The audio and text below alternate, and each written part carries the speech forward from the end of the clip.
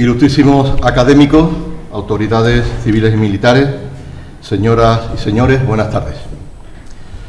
Hoy tenemos la tremenda suerte de contar con nuestro académico correspondiente, el excelentísimo señor don Francisco Gant Pampols, de cuyo amplísimo y apabullante historial nos dará cuenta su presentador a continuación, y de cuya disertación sobre geopolítica, geoestrategia, temas que domina a la perfección y cuyos contenidos va actualizando con enorme rigurosidad, pues también nos dará cuenta en breve. En esta academia estábamos deseosos desde hace tiempo de contar nuevamente con su presencia en este foro. Y tengo que decirles que no ha dudado ni un solo instante en acudir a nuestra llamada. Siempre solícito para este tipo de intervenciones. De manera que, antes de nada y de iniciar cualquier comentario posterior, tengo que darle las más sinceras gracias por estar hoy aquí en Écija, en este adelanto veraniego que estamos teniendo y que bueno, también disfrutamos en parte. Pues bien, a continuación tiene la palabra el ilustrísimo señor don Diego La Moneda Díaz, académico de número de esta Real Academia, que hará la correspondiente presentación de nuestro conferenciante. Cuando quiera, Diego. Buenas tardes. Ante todo, quería agradecer el esfuerzo del general Gant y de su esposa, María Ángeles, por haber venido desde Zaragoza para estar en este acto y tenerse que marcharse mañana temprano por otros compromisos. Gracias por ese esfuerzo, los dos. Saludamos también al coronel Benigno, ecijano y oficial del ejército que ha estado destinado con el general Gant en Afganistán. Digo porque ha estado en otras muchas misiones también. Y cómo no, a ustedes, querido público, a quien va dirigida esta sugestiva conferencia impartida por uno de los analistas más prestigiosos de España. Francisco José Gant Pampols es teniente general del Ejército, del Arma de Infantería, de Estado Mayor, máster de Defensa Nacional, tiene múltiples cursos y condecoraciones españolas de Naciones Unidas, de la OTAN y de países extranjeros que no podemos decir aquí por motivos de tiempo. Es licenciado en Ciencias Políticas y Sociología y doctor honoris causa por la Universidad Católica de Valencia. Reconocido como intelectual de la milicia y por su contribución a la modernización del Ejército, ha destacado siempre por su liderazgo en misiones internacionales y sus logros deportivos. Como miembro del Grupo Militar de Alta Montaña, participó en múltiples expediciones, como las del Everest, del Polo Sur, el Polo Norte, siendo el primer español y la quinta persona en el mundo en alcanzar los 3 polos de la Tierra. Sus primeros destinos fueron las unidades de montaña, llegando a mandar un regimiento de cazadores de montaña, que son tropas que viven y combaten en terrenos montañosos de nieve y frío extremos. Fue después jefe de operaciones en el primer despliegue de tropas españolas como cascos azules de la ONU, en Bosnia y Herzegovina. También fue jefe de operaciones de esta misma misión cuando Naciones Unidas cedió su autoridad a la OTAN, y fue jefe de Estado Mayor Operativo de la Brigada Multinacional Oeste en Kosovo. Más tarde lideró el equipo de reconstrucción provincial de Kuala Namu en Afganistán, centrando sus esfuerzos en la seguridad, impulsando escuelas, carreteras y el desarrollo de infraestructura de aquel país. Fue director de la Academia General Militar de Zaragoza y más tarde director del Centro de Inteligencia de las Fuerzas Armadas.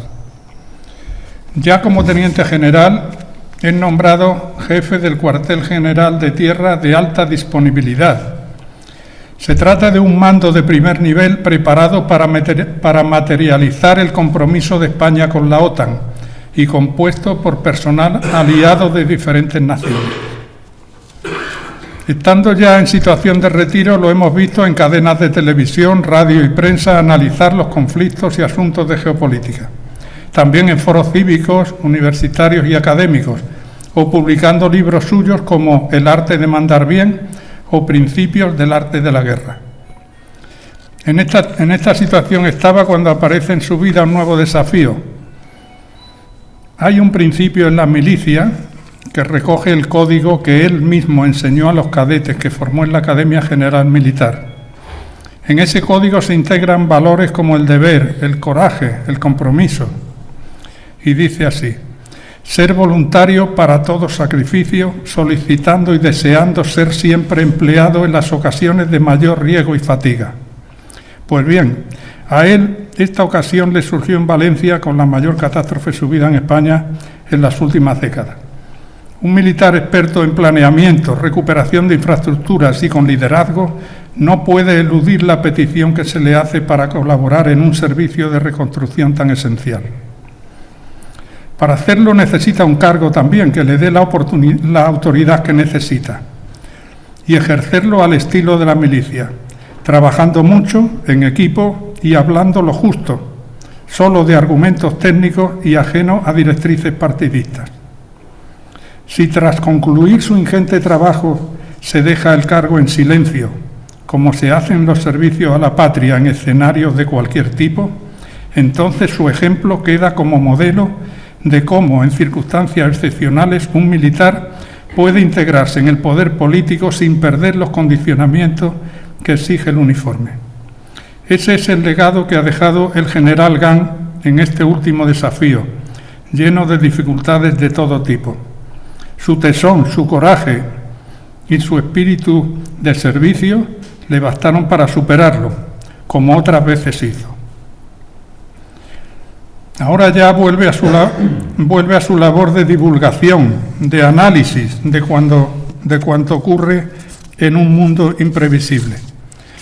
Tenemos el honor nosotros de contar en nuestra academia con una de las autoridades de mayor prestigio en el mundo de la inteligencia y la geopolítica. Sus análisis se fundan en una formación teórica integral y en la experiencia como director del Centro de Inteligencia de las Fuerzas Armadas o como jefe operativo de operaciones amparadas por Naciones Unidas y por la OTAN.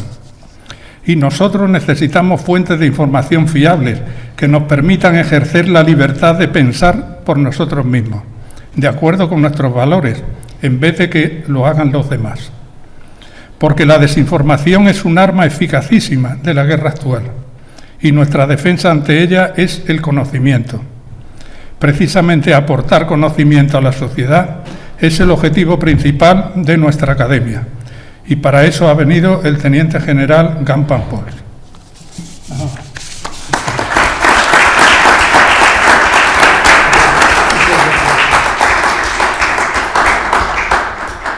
Antes de darle la palabra a nuestro conferenciante, quería comentar que tras su disertación vamos a tener un tiempo prudencial para realizar las preguntas que creamos necesarias sobre el tema de geopolítica e incertidumbre, que es el tema que hoy nos trae Gant Pampols a este foro. De manera que le doy paso a él para que inicie su disertación y después pues ya tendremos tiempo de plantearle esas preguntas. Lo digo con tiempo para que haya tiempo también de pensarla y que no nos pille de sorpresa. Muy bien, pues nada, adelante.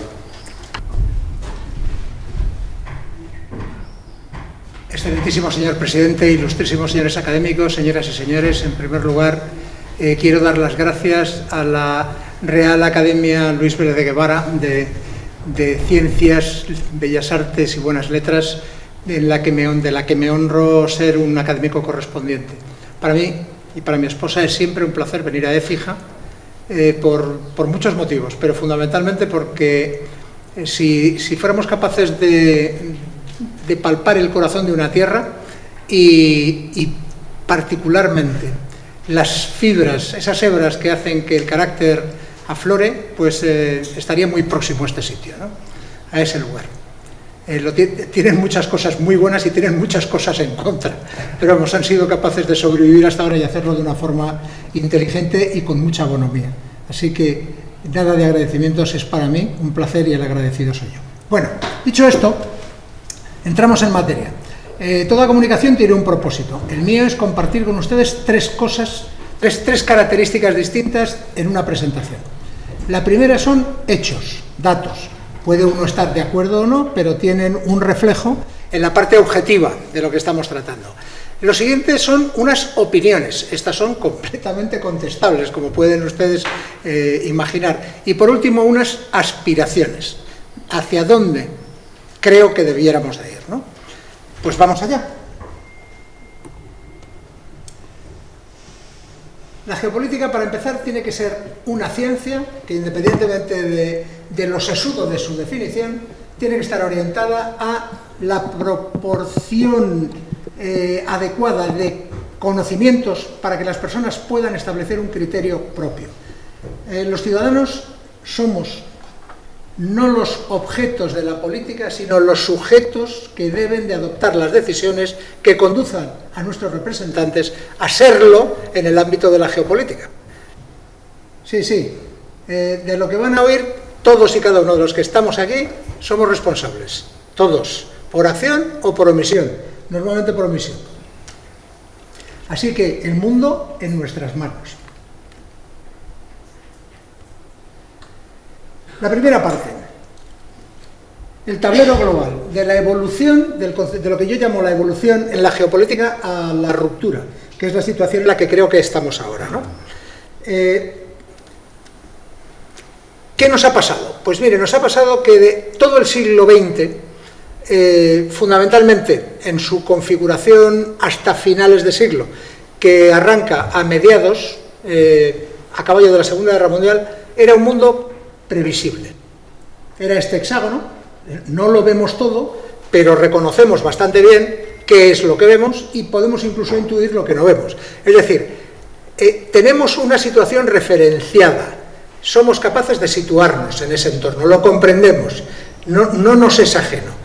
Y desde el punto de vista de la geopolítica, de la ordenación en ese conjunto global, pues aparecen tres factores que son los que determinan la inteligibilidad de ese mundo en la segunda mitad del siglo XX. Y son los siguientes. Una conferencia que tiene lugar a caballo de la Segunda Guerra Mundial, que es la de Bretton Woods, donde John Maynard Keynes impulsa la adopción de una serie de medidas para que el mundo pueda ordenarse en cuestión de intercambios. Porque, y no se le ocultará a nadie, que las guerras tienen muchos principios y se deben a orígenes diversos, pero uno de ellos, muy frecuentemente, si no el principal, es la economía, la diferencia de capacidades que hay en el aspecto económico entre distintos países. Lo que uno no tiene lo ambiciona, lo que otro tiene lo quiere aumentar. Bretton Woods tuvo la virtualidad de crear un elemento de referencia que fue una unidad de cuenta, que fue lo que se llamó el patrón oro, el oro. ¿Y cuál era el patrón oro? El patrón oro era un peso determinado, una onza, que se llamaba troy, que era la que se utilizaba comercialmente en Estados Unidos, y le dio un valor fijo. Esa unidad de cuenta era interpretable por todo el mundo y era un contravalor reconocido. Una onza troy en el año 1943 valía $32. Una onza troy en la última cotización vale $5.100. Eso luego les explicaré a qué nos ha llevado, ¿no? Bueno, en aquel momento ordenó la capacidad para contraer deudas y una unidad de cuenta referenciada para poder pagarlas. ¿Quién salía enormemente beneficiado? El dueño de la moneda, evidentemente, el dólar. Bueno, la vida se acumula. También en Bretton Woods se alumbró el concepto de una organización que fuera capaz de ordenar los intercambios resolviendo los diferendos que se producen en distintos países respecto pues, a los impuestos, a los controles aduaneros, a los flujos comerciales. Eso inicialmente se llamó GATT, General Agreement About Trade and Taxes, Acuerdo General para el Comercio y los Impuestos. Eso evolucionó hasta alcanzar el concepto de Organización Mundial del Comercio. El mayor logro de la Organización Mundial del Comercio fue la incorporación de China al empezar el siglo XXI. Con lo cual el comercio, verdaderamente, la OMC fue global. Además, cuando se organizan los intercambios, se crean los elementos que los estabilizan a lo largo del tiempo. El Fondo Monetario Internacional, el Banco Mundial, el Banco Internacional de Desarrollo, etc. Y lo último, lo que acabó coronando esa cúspide de ordenación de la convivencia, fue el sistema de Naciones Unidas, que no era la fundación del derecho internacional basado en reglas y la convivencia, porque ya había otras normas de derecho internacional, pero esta la articuló en la Carta de las Naciones Unidas de junio de 1945. Casi al final de la Segunda Guerra Mundial, por lo menos en Europa, no en Japón, que como saben se prolongó hasta las 2 primeras acciones con armas nucleares sobre la Tierra y últimas afectando a personas, Hiroshima y Nagasaki, 8 de agosto de 1945. Bien, esto nos proporcionaba un entorno físico y un entorno conceptual donde nos encontrábamos cómodos, referenciados, ¿no? ¿Y qué es lo que ha pasado? Pues ha pasado la ruptura. De la primera parte yo era capaz de saber dónde estaba, aquí no soy capaz de saber dónde estoy de ninguna de las maneras. El entorno me ha desbordado, precisamente porque la simplicidad en el número de actores, en el número de conflictos ha desaparecido. Ahora no hay una guerra fría, no como la conocíamos, donde había 2 bloques diferenciados que tenían, bueno, distintas cosmogonías en la parte económica, política, etc. Ahora no existen esos 2 bloques, existe un mundo unipolar con una tendencia a ser bipolar y posiblemente multipolar, en el que las alineaciones son de geometría variable. Y todos esos elementos que eran referenciales para nosotros han cambiado, porque ahora mismo ya los criterios cambiarios no son los mismos.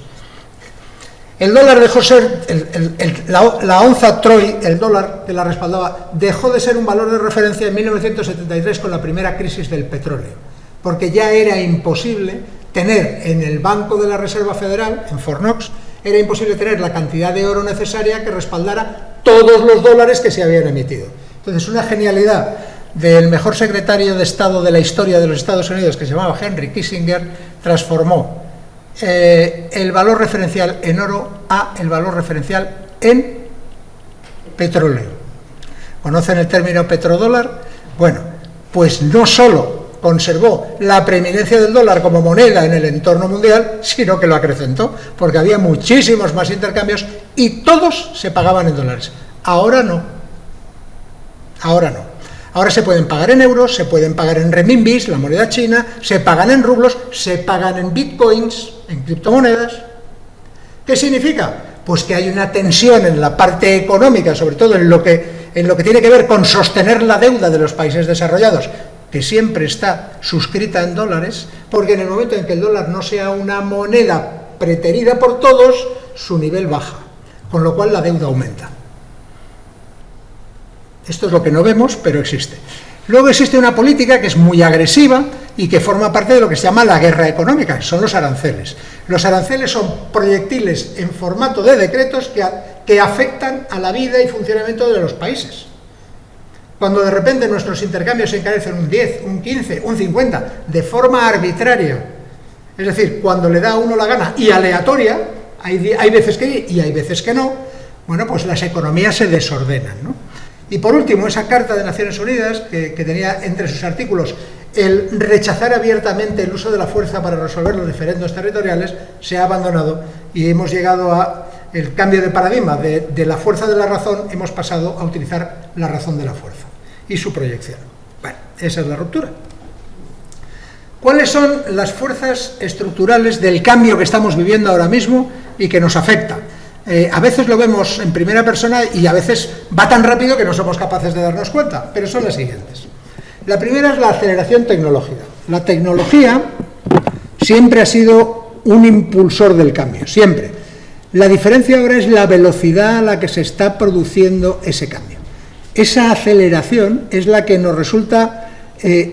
nos sentimos ajenos. Ni siquiera los especialistas se sienten confortables con la velocidad a la que se está produciendo porque no son capaces de dimensionarla. Y cuando el ser humano no es capaz de dimensionar algo, primero lo ignora, luego lo rechaza y luego lo ataca. Es una dinámica compleja porque empieza a haber movimientos que están en contra de la inteligencia artificial, fundamentalmente entre aquellos que empezaron a desarrollarla, ¿no? El siguiente son los cambios geoestratégicos. La geoestrategia con mayor o menor equilibrio se había sostenido, era predecible, y ahora mismo no es así, hay cambios y se aceleran también. El cambio climático, que es una realidad, afecta a todos los ámbitos de la vida, todos es todos.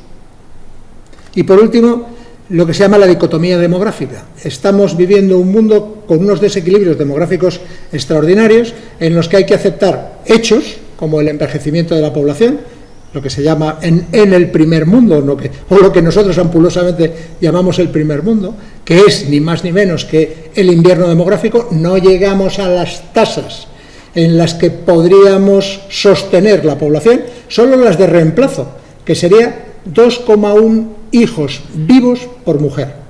Porque esto aquí no les sorprenderá, pero algunas veces cuando lo digo se sorprenden. Hasta ahora no hemos sido capaces de tener hijos que no sean de mujer.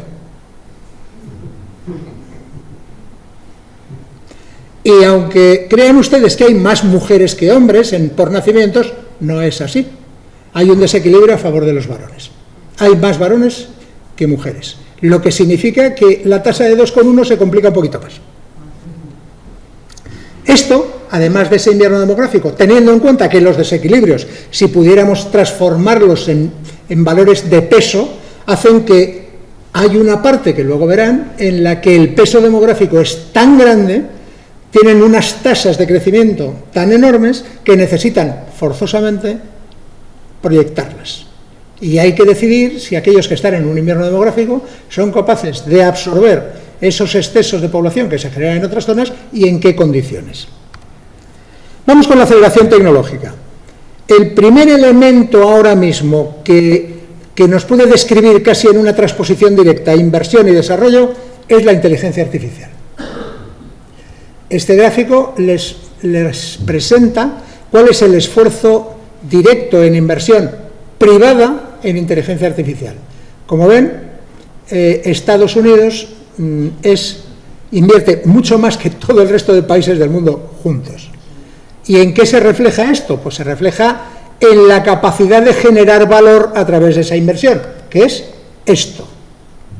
Las 10 empresas más valiosas del mundo en el 2026, 9 de ellas, 9, están relacionadas con inteligencia artificial y elementos que promueven la inteligencia artificial. Microprocesadores, sistemas de tatuado ultravioleta, etc. La única de ese rosco que ven que no es tecnológica es Aramco, la empresa nacional del petróleo de Arabia Saudí. Saben que Nvidia tiene su valor bursátil. Acuérdense de lo de Machado, valor y precio son cosas distintas. Pero su valor bursátil ahora es casi 3 veces el Producto Interior Bruto de España. Una empresa que tiene 30.000 trabajadores. Se nos van los números, ¿verdad? Nos quedamos así un poco nerviosos. ¿Saben cuál es el problema de la inteligencia artificial? Que tiene una voracidad ilimitada en 2 recursos críticos para el ser humano, que son el agua y la energía. De tal manera que los grandes, los gigantes, están optando para resolverse el problema de forma privada, utilizando lo que se llaman generalmente SMRs, centrales nucleares modulares, pequeñas centrales nucleares que se sitúan en las inmediaciones de los grandes centros de datos, centros de cálculo, y que satisfacen de forma directa y específica las necesidades de esas zonas. La refrigeración, pues no hay más remedio hasta ahora, hay otras muchas soluciones, pero para los grandes centros de datos, que es energía eléctrica y disminución de temperatura. Se está estudiando, no es ciencia ficción, está estudiando, por ejemplo, Elon Musk, que le gusta mucho proyectar ciencia al espacio, está estudiando colocarlas en el espacio. Es evidente el porqué, es por la temperatura, ni más ni menos. La refrigeración sería automática. Esa es otra explicación de por qué hay grandes centros de datos en Kazajstán, en la estepa siberiana, o en Noruega, cerca del Círculo Polar Ártico, porque ahorra. ¿Qué más ayuda a la inversión? Pues efectivamente lo que se gasta en investigación y desarrollo. La herramienta, efectivamente, es la inteligencia artificial, pero en investigación y desarrollo los países ya son distintos. Si se dan cuenta en esta gráfica, China invierte un poquito más que Estados Unidos en investigación y desarrollo. Y no invierte más en inteligencia artificial porque los elementos que permiten que la inteligencia artificial, que es extraordinariamente costosa en semiconductores, por ejemplo, pues no dispone de ellos, pero en la medida en que dispone, claro que sí. Y en lo que no tiene que ver directamente con ello, invierte más que Estados Unidos. Si Europa lo fuera, si Europa fuera verdaderamente una unidad político-económica, pues todo lo que ven en verde, que sería Europa, quitando Rusia y añadiendo el Reino Unido, pues sería un actor, pero no lo es. Y luego hay un elemento que juega a favor de China y en contra del resto del mundo, que es este, que son las tierras raras, que son los elementos que son indispensables para hacer la transición energética, cuando pasemos de los hidrocarburos a de petroestados a electroestados, ¿no? A través de la energía eólica, de la energía fotovoltaica, de otras fuentes de energía, la geotermia, la maremotriz, etc. En esos grandes imanes es indispensable utilizar tierras raras. Y el único país del mundo que ha integrado todo el proceso de una tierra rara, la obtención, el refinado, la puesta en producción y el reciclado, es China. Por eso, en una pelea entre dos que juegan a pegarse tiros en un pie, los que nos llevamos un tiro en la barriga somos los demás. Estados Unidos le corta el acceso a los microprocesadores, a los semiconductores, China le corta el acceso a las tierras raras y los perjudicados somos nosotros, que no tenemos ni lo uno ni lo otro.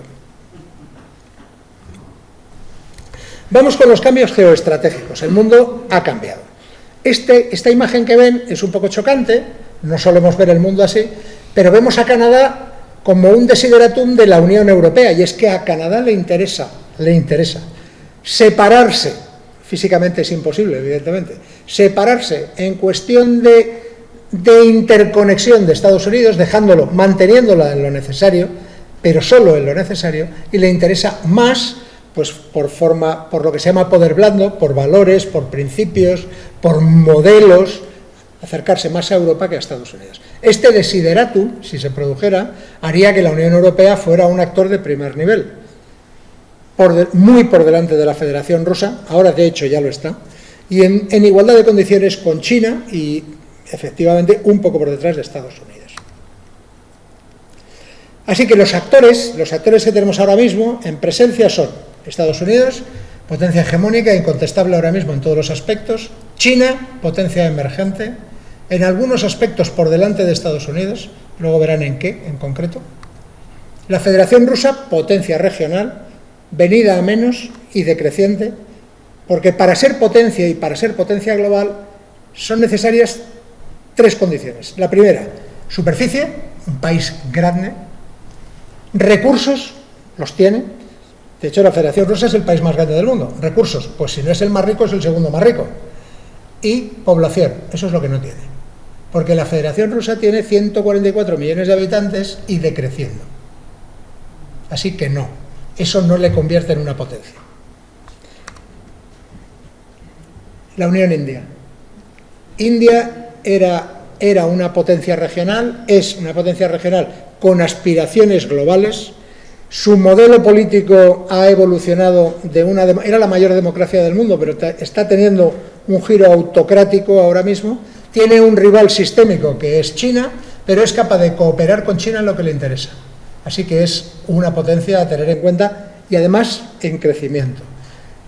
India hace lo que hizo China hace 2 décadas, está creciendo a 2 dígitos.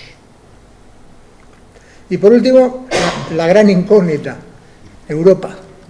¿Seremos nosotros capaces de conseguir ese modelo de unión política, económica y en temas de seguridad y proyección de poder o no? Bueno, somos personaje en busca de autor, ¿no? En el siglo XX, el mundo lo veíamos así. ¿Por qué? Pues porque las grandes decisiones del mundo, al menos en la primera mitad del siglo XX, se producían en Europa. Con lo cual, lo que nosotros llamamos el sesgo cognitivo, ¿cómo entendemos el mundo? Pues el mundo empezaba en el meridiano de Greenwich, y era el mundo al este y el mundo al oeste, lo que se llama la longitud en coordenadas geográficas. A partir del Ecuador, la latitud, norte y sur. Cualquier punto lo situábamos con esas dos cosas. Pero hete aquí que esto ha cambiado un poquito. Las decisiones, ahora mismo, no se toman de acuerdo con el meridiano de Greenwich, se toman con uno que pasa por Washington. ¿Por qué? Pues porque, y esto no es flor de un día ni se debe exclusivamente al presidente Trump, esto se lleva alumbrando desde la primera presidencia de Obama. Estados Unidos ha decidido que sus intereses geoestratégicos están en el ámbito Asia-Pacífico, Indo-Pacífico, y ahí coloca su centro de gravedad. Luego su proyección de poder exterior lo enfoca hacia esa zona.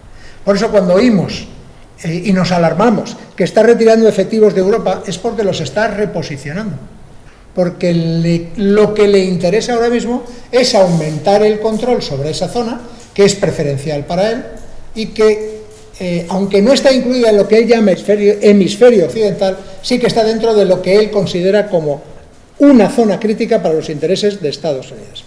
Y por último, y no menos importante, está el imperio del centro. Se llamaban así a sí mismos cuando nosotros no éramos ni imperio, ni país, ni éramos nada. China lleva siendo un gran estado desde el año 216 a.C.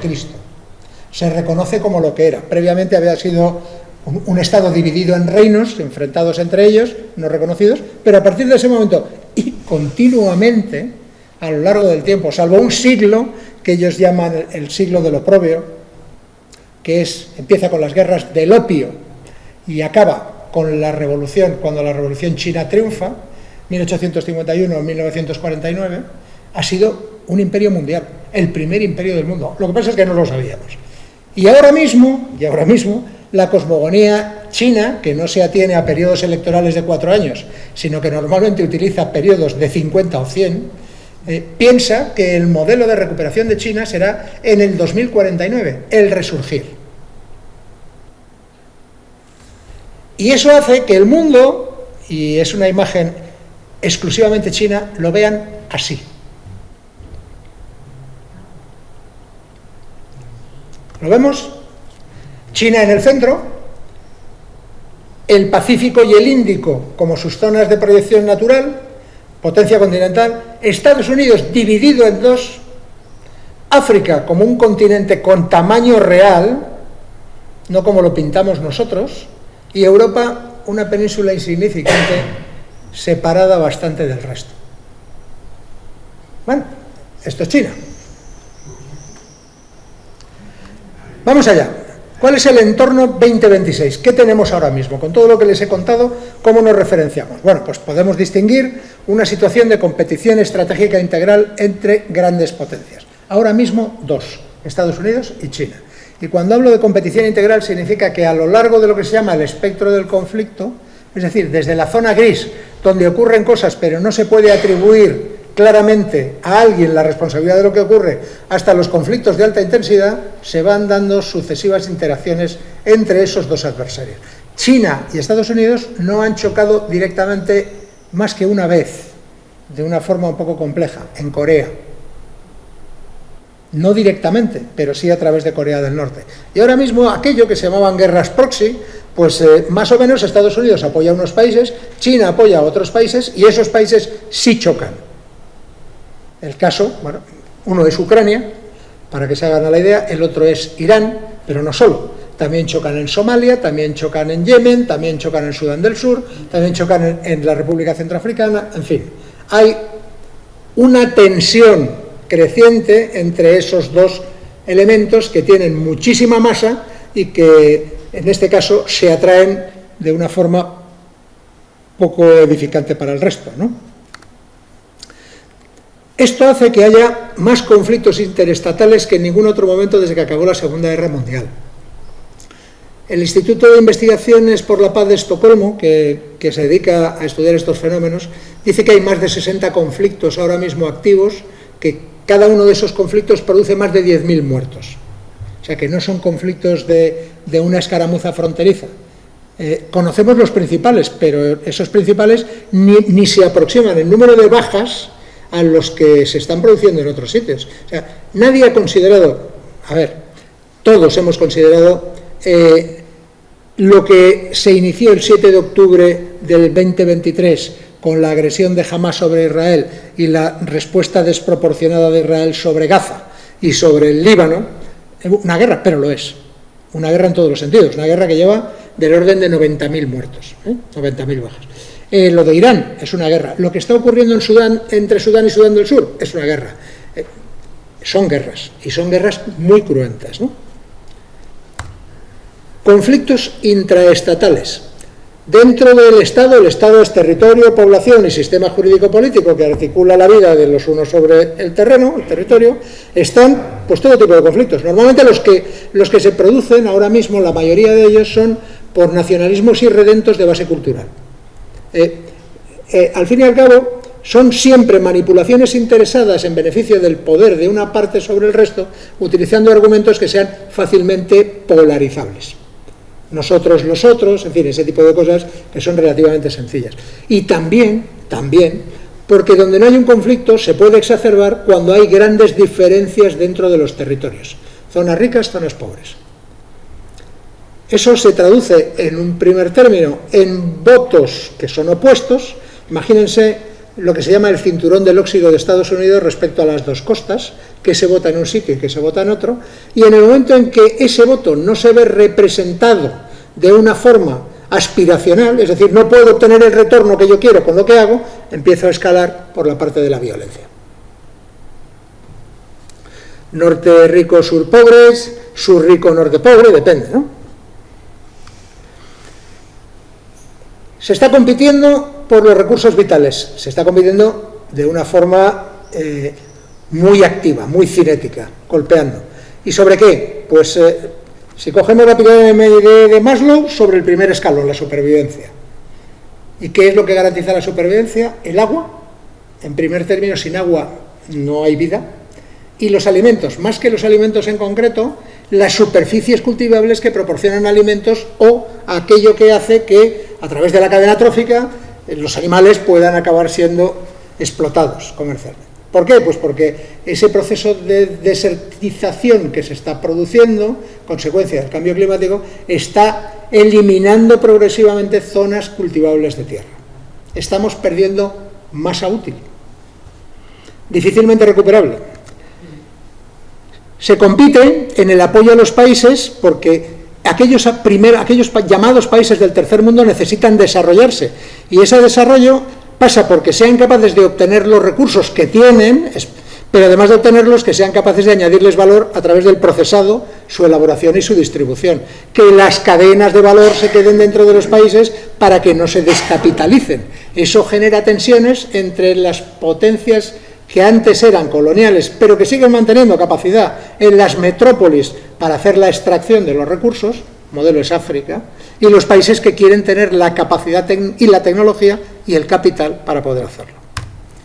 El crecimiento, ¿cuándo crecen? Pues cuando disponen de inversión, de energía barata y de la industria que puede permitir que ese salto aumente el número de personas que integran las clases medias y el concepto de bienestar arraigue. Y por último, los que ya estaban en la cúspide, los que están en la parte aspiracional, pues ¿por qué compiten? Pues ahora mismo por el talento. ¿Y a quién se lo quitan? A los pobres. Por la tecnología, porque ellos crean brechas tecnológicas y esas brechas tecnológicas son disruptivas, no se pueden cerrar. Y como nos descuidemos, van aumentando. Por la innovación, porque la tecnología más la creatividad es siempre innovación, y por el liderazgo mundial. Así que sí que hay ganadores y perdedores de la globalización. ¿Le ha ido bien al mundo? Sí, pero no a todos igual. Y eso de que les están diciendo se ha acabado la globalización, hay una parte de la globalización que no se podrá acabar nunca, porque el nivel de integración en las cadenas de suministro no se puede desactivar. No se puede, so pena de un colapso mundial, que no quiere nadie. Así que está ese concepto occidente, hemisferio occidental, que sí ha sido beneficiado. Este concepto no es geográfico, porque dentro de Occidente estamos incluyendo, por ejemplo, a Singapur, a Corea del Sur, a Japón, a Australia, y como saben ustedes, pues no es Occidente. Así que tiene que ver más con un modelo de carácter político-económico, ¿no? Sería una liberal democracia unido a un capitalismo, más o menos atenuado, en algunos casos. Así que aparece el llamado sur global. El sur global son los que por sistema están en contra de ese hemisferio occidental, porque todo lo que les ha venido de él no han sido capaces de percibirlo como un beneficio mutuo, sino más bien como una extracción. Y dentro de esos Si cogen el índice de desarrollo humano que tiene Naciones Unidas, pues a partir del país 150 son los parias de la Tierra. Estos rechazan a Occidente, se ponga Occidente como se ponga. Y lo hacen por motivos políticos, por motivos raciales, por motivos religiosos, pero fundamentalmente porque rechazan un modelo que cuando se les ha intentado implantar ha fracasado. ¿Cómo se traduce esto en términos prácticos? En la economía. Les decía, Estados Unidos en Producto Interior Bruto es el país más grande de la Tierra. El más. No hay nadie que produzca lo que él. Si se dan ustedes cuenta, China tiene aproximadamente un 66% del PIB de Estados Unidos. Europa, volvemos otra vez, si fuéramos capaces de reunirnos, pues bueno, no estaríamos nada mal. Luego lo verán, con un poco más de claridad. ¿Pero esto explica claramente cuál es la potencia económica de un país? No. La unidad de cuenta aquí es el Producto Interior Bruto, es el resumen de todo lo que produce un país a un valor determinado y se cuenta en dólares para todos. ¿Pero significa eso exactamente el nivel de riqueza? No. El nivel de riqueza se mide en otra cosa y esa otra cosa se llama paridad de poder adquisitivo. Es decir, con una unidad, con un dólar en Estados Unidos, ¿qué se puede comprar? ¿Y qué se puede comprar con ese dólar en China o en la India o en Brasil? Eso es PPA, paridad de poder adquisitivo. Y en paridad de poder adquisitivo, China adelantó a Estados Unidos en el año 2016, hace ya 10 años. ¿Qué significa? Que cuando contamos inversiones en una moneda, estamos contando lo que se puede hacer con ese dinero en un país. O sea, es decir, gastarse 1.000 millones de dólares en armamento en Estados Unidos produce un retorno en aparatos y gastarse esos 1.000 millones en China puede producir perfectamente un 150% más de lo que se ha obtenido. ¿Cuál es la diferencia que permite mantener esa brecha? La tecnología. Les hablaba del sur global. Esto es el sur global, para que se hagan una idea. El sur global, esta votación en Naciones Unidas fue para condenar la invasión rusa de Ucrania. ¿Recuerdan?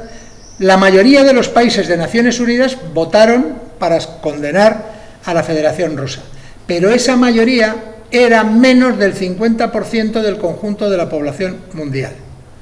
En amarillo los que se abstuvieron, en negro los que ni siquiera aparecieron en la votación, estuvieron ausentes, llamativo el caso de Marruecos, y en verde los que votaron a favor, en rojo, perdón, a favor de la condena, y en rojo los que votaron en contra.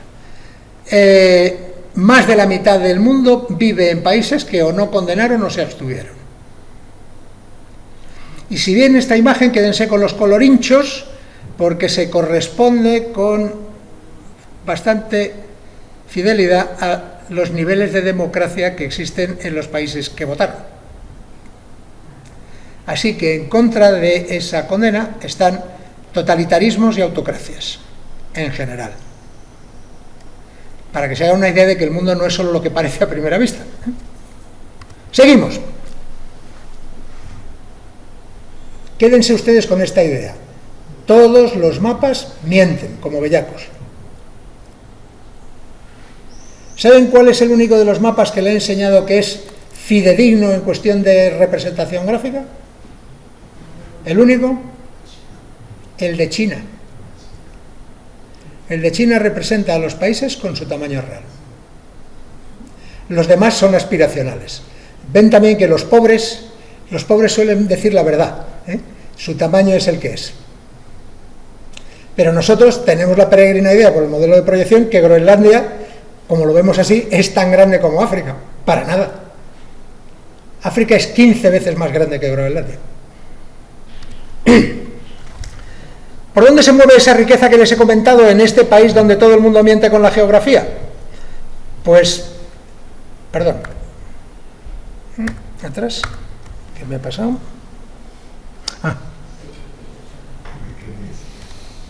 Se ha muerto. Se ha muerto, un segundo, aquí. ¿Qué me ha pasado? Vale. Esto es la línea blanca más gruesa que ven es lo que se llama el anillo principal de intercambios. Va, la mayor parte, la mayor aglomeración de puntos que ven ahí, los tienen en la costa este del Pacífico, China, y la zona de recepción está en la costa occidental, no está en Estados Unidos, está en la costa occidental europea y en el Mediterráneo. Y ven unos circulitos azules, ¿no?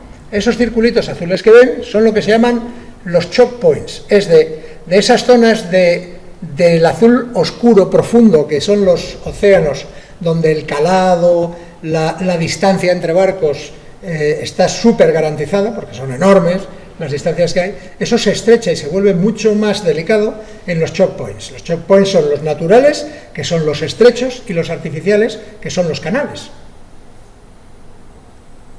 ¿Claro?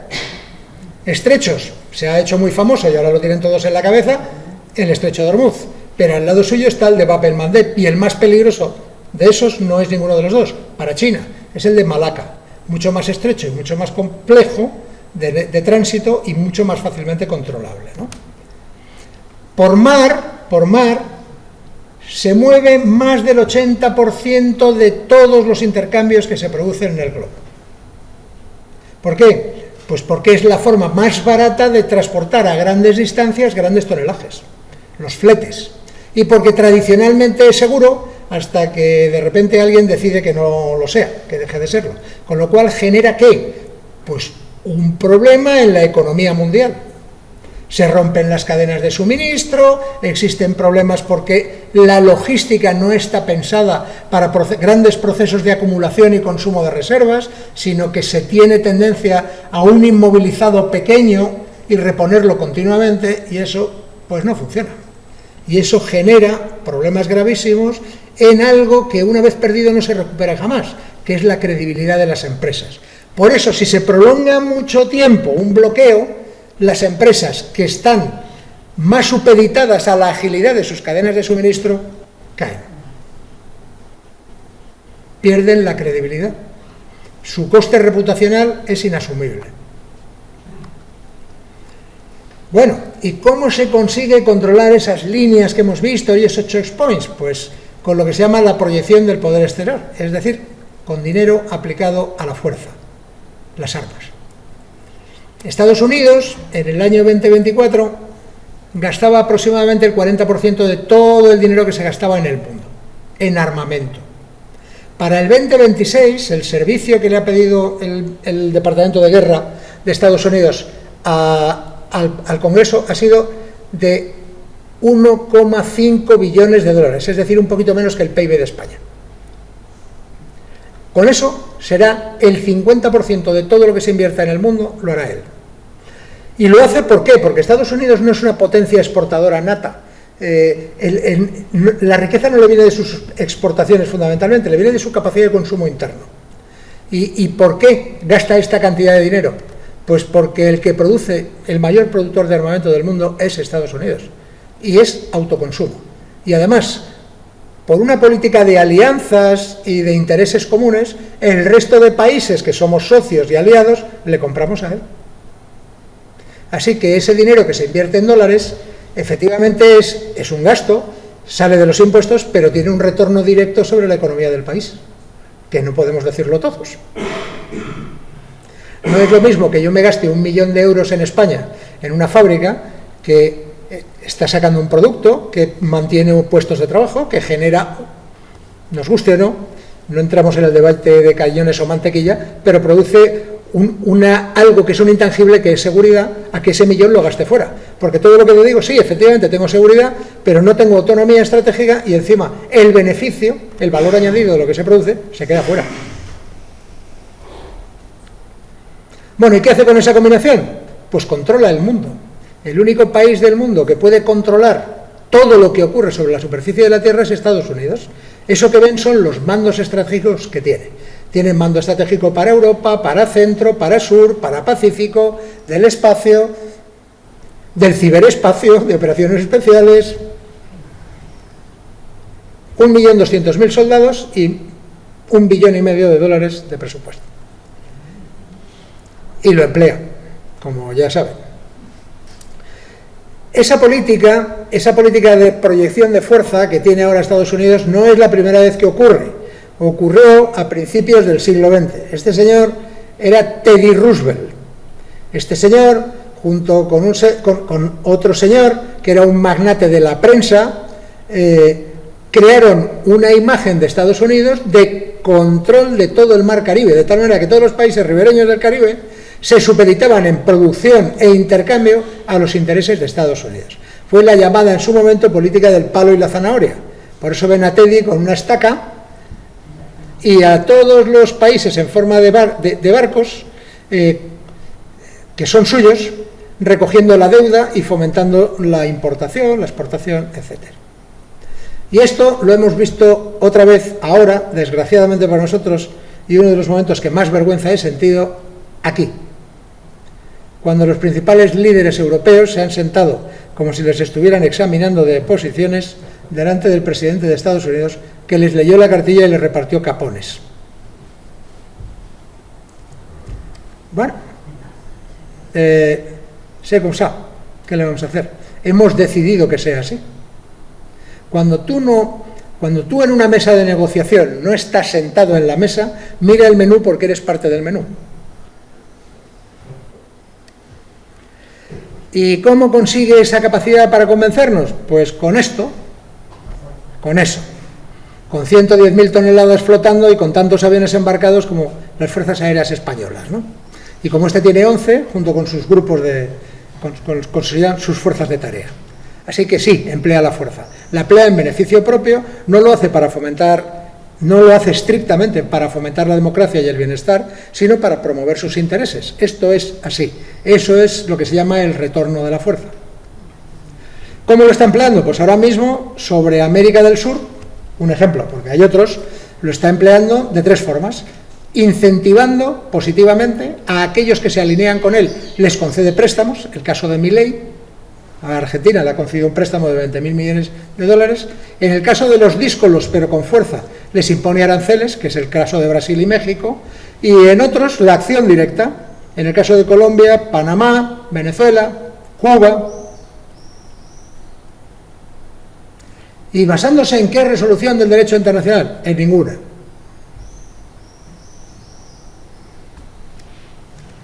China, ese competidor sistémico que les decía, no puede aspirar a esto, y de hecho no quiere. China no ha cambiado ni un solo régimen político en su historia, ni uno. Estados Unidos, 30 y tantos. Fundamentalmente en la parte de Sudamérica, Centroamérica y Sudamérica. Si ven ustedes el historial de intervenciones, es notable. China no aspira a eso. China aspira a garantizar lo que supone su supervivencia, que son sus líneas de comunicación estratégicas, por donde recibe los recursos esenciales para poder mantener su velocidad de crecimiento, ¿no? Ahora mismo todavía, aunque está de una forma creciente desacoplándose de los hidrocarburos, todavía son los hidrocarburos, gas y petróleo. Y eso lo recibe fundamentalmente de la zona del Golfo Pérsico. No solo, porque la Federación Rusa es un socio muy importante a esos efectos, ¿no? Tiene un gasoducto que se llama Poder de Siberia, está desarrollando un segundo que se llama Poder de Siberia 2, poca imaginación, y con eso sería capaz de satisfacer el 60% de las necesidades de China, ¿no? Bien, China hace eso y esos puntitos que ven son facilidades, instalaciones aeronavales que le permiten que su flota oceánica, que la tiene y está creciendo. China construye portaaviones, China tiene cruceros, destructores, etcétera, submarinos nucleares, que vaya creciendo. ¿Por qué? Pues porque está haciendo exactamente lo mismo que Estados Unidos, hasta ahora, sin que tenga carácter agresivo, hasta ahora. Pero lo está teniendo y el que lo tiene lo puede usar. ¿Y Estados Unidos qué hace? ¿Lo observa? No, no lo observa, lo contrarresta. Esa línea azul que ven que envuelve la roja es lo que se llama, pues, la línea de contención. Es desde donde Estados Unidos controla las líneas de comunicación estratégicas chinas para que en el caso de un conflicto poder actuar sobre ellas, ¿no? Hay una línea de 9 puntos, una línea de primer cinturón de islas, segundo cinturón de islas, las facilidades que le ha ido pidiendo Guames Estados Unidos, Japón no, evidentemente, Hokkaido, Australia, el estrecho de Malaca, ¿se acuerdan? Diego García, inglesa, y luego toda una cantidad enorme, que no conviene porque emborronaría el mapa, Estados Unidos en la zona del Golfo Pérsico, en los países de la península arábiga y zonas limítrofes, Irak, etcétera, tiene 200 facilidades, 200 instalaciones de todo tipo. ¿Saben ustedes que ha intervenido sobre Venezuela? El objetivo de intervenir sobre Venezuela, bueno, al margen de lo que ustedes quieran creer, ha sido una acción de decapitación, que es una acción armada contra un país, es una acción de guerra. Ha quitado a un presidente y ha puesto, o ha permitido que continúe el modelo de gobierno con otra presidenta, ¿no? Y eso, además de porque estaba acusado de narcotráfico, terrorismo, etcétera, ¿por qué? Pues por esto. Porque el 68% del petróleo que producía Venezuela lo compraba China a un precio muy favorable. Además, el petróleo venezolano es un petróleo muy pesado y que necesita un refinado específico que China hace y que es fundamental para los fueles pesados, ¿no? Antes Estados Unidos se llevaba el 23%, ahora se lo lleva todo. Todo el petróleo que se negocia en Venezuela lo negocia Estados Unidos. Y se materializa económicamente a través del Tesoro. Tal cual. Esto justifica pues todas estas cosas que vieron ustedes en formato justiciero universal y nos llevamos al criminal y lo juzgamos en Nueva York, en fin, esas cosas. Irán, el programa nuclear, todo eso es cierto, todo eso es cierto. Irán tiene un programa nuclear de enriquecimiento, bueno, hasta 2016 no lo tenía, no enriquecía más que lo que había pactado y lo cumplía, porque la Organización Internacional de la Energía Atómica en las inspecciones decía que cumplía. El presidente Trump en su primer mandato se retiró unilateralmente de un acuerdo que era a 5 partes, que precisamente mantenía a Irán controlado en su programa nuclear. Bien. Es cierto que Irán apoya directamente a lo que llama el eje de la resistencia, que son movimientos de carácter terrorista, como Hezbollah, que lo es, Hamas, que lo es, los hutíes de Yemen, que lo son, y que tienen un enemigo común, que es Israel. Eso es cierto. Pero también es cierto esto, y es que el 90,8% de todo el petróleo que producía Irán lo compraba China, también a precios ventajosos. Así que cuidado con los justicieros universales. Todo tiene un interés. Al haberle quitado esas dos fuentes de energía a China, lo que ha hecho ha sido meterle presión. China, que ya se temía que algo así ocurriera, tenía 1.500 millones de barriles de petróleo de reservas, 6 meses. Era capaz de subsistir 6 meses sin envíos continuos. Pero a los 6 meses lo necesitará. ¿Y qué es lo que está ocurriendo ahora? Pues que los productos chinos se encarecen. Es una guerra económica como la copa de un pino. Y esto luego lo disfrazamos pues como queramos, ¿no? Con que hay que actuar sobre el programa nuclear iraní. Además, vamos a cerrar el estrecho de Hormuz 2 veces. Una lo cerramos nosotros y otra lo cierran los iraníes. En fin. Todavía tengo que entender yo en qué nos beneficia, que no lo tengo claro, ¿no? El cambio climático. Bueno, ¿qué conocemos del cambio climático? Pues efectivamente que para mí, y yo creo que genéricamente, las causas antropogénicas, lo que el hombre interviene en el cambio climático, pues es evidente, ahora mismo ya es evidente. Quemamos más combustibles fósiles que nunca, hemos deforestado grandes superficies, la agricultura y la ganadería intensiva lanzan a la atmósfera grandes cantidades de metano y óxido nitroso, aceleran el efecto invernadero. Los procesos industriales, los que son muy intensivos en energía, como la industria de la construcción, fundamentalmente el cemento, el hierro y el acero, las 3 emiten gases de efecto invernadero, ¿no? Y luego el consumo excesivo. Tenemos una sociedad, una parte de esta sociedad global consume de una forma desproporcionada, completamente ineficiente. Tiramos mucho más de lo que sería necesario, reciclamos mucho menos de lo que sería necesario, etc.